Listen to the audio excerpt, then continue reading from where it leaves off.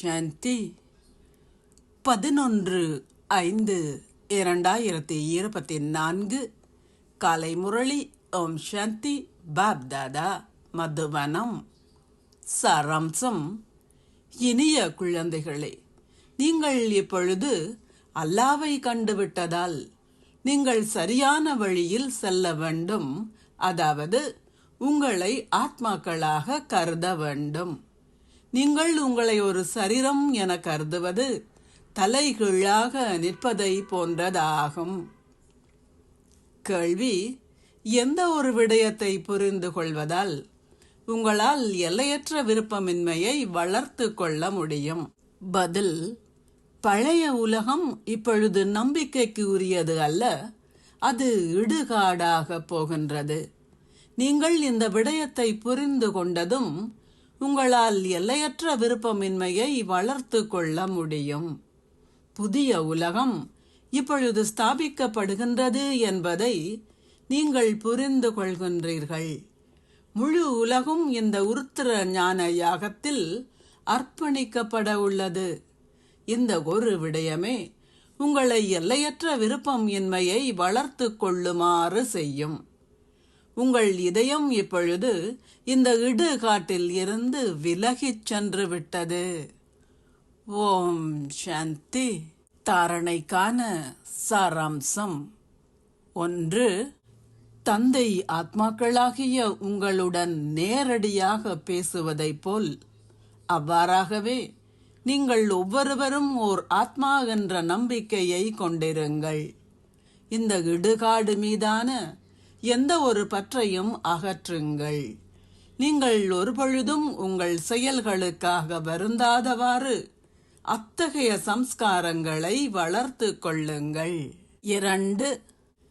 தந்தை ஏற்கனவே நிச்சயிக்கப்பட்டுள்ள நாடகத்தில் ஸ்திரமாக இருப்பதால் அவர் ஒருபொழுதும் எவர் மீதும் குற்றம் சுமத்துவதில்லை. அவர் தன்னை அவதூறு செய்பவர்களையும் ஈடேற்றுகின்றார். இதில் அவரை போன்றவர்கள் ஆகுங்கள். இந்த நாடகத்தில் எவர் மீதும் குற்றம் சுமத்த முடியாது. அது மிகச் சரியாகவே உருவாக்கப்பட்டுள்ளது.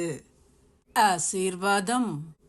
ஒவ்வொரு அடியிலும் ஆசீர்வாதங்களை அருள்பவரிடம் இருந்து ஆசீர்வாதங்களை பெறுவதன் மூலம் சகல உரிமைகளும் உடையவர் ஆகி கடினமாக உழைப்பதில் இருந்து விடுபடுபவர் ஆகுவீர்களாக. ஆசீர்வாதங்களை அருள்பவரின் குழந்தைகள் இயல்பாகவே ஒவ்வொரு அடியிலும் ஆசீர்வாதங்களை அருள்பவரிடம் இருந்து ஆசீர்வாதங்களை பெறுகின்றார்கள்.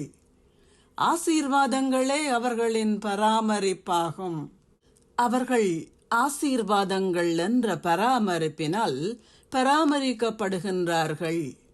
முயற்சி செய்யாமலே அத்தகைய மேன்மையான பேறுகளை கொண்டிருப்பவர்கள் ஆசீர்வதிக்கப்பட்டவர்கள் எனப்படுகின்றார்கள்.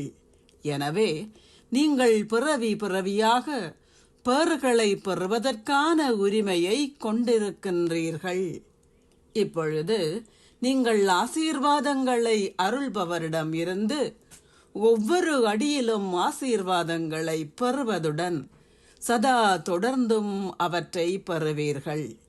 சகல உரிமைகளையும் உடைய ஓர் ஆத்மாவிற்கு ஆசீர்வாதங்களை அன்றி வேறு எதுவும் இல்லை. திருஷ்டி, வார்த்தைகள், உறவு முறைகளின் ஊடாக ஆசீர்வாதங்கள் உள்ளது. ஸ்லோகம்.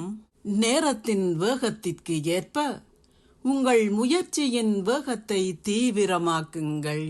ஓம் சாந்தி. நன்றிகள் பாபா.